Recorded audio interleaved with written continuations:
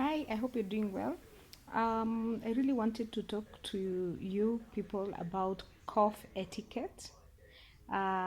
This is a practice which you're supposed, some few steps which you're supposed to take when you have a cough or sneezing.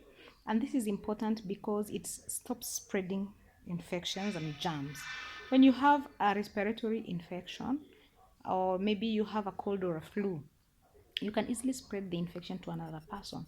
So there are only a few steps or actions which you're expected to do, to take, in order to protect the other person from getting the bacteria and germs from your cough or from your sneeze.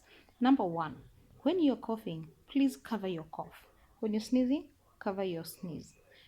Any droplet which comes out of your nose and your mouth is made of germs which can spread to another person, and it can cause a very bad infection. So how do you cover your cough? You cover your cough by using a handkerchief or a soft cloth or even tissue. After you use tissue, please discard in the right place, that is dustbin or waste bin. When you are using when you don't have, maybe you're in a situation where you can't get hold of a tissue or you don't have a handkerchief, kindly use your elbow.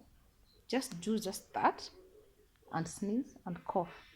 Then after that, after the cough and the sneeze, what are you supposed to do?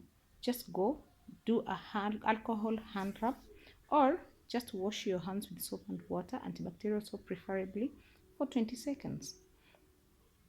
Please, sometimes when you're in a hospital or in an institution which has a high population, you're requested also to put on a mask. Don't feel don't feel offended.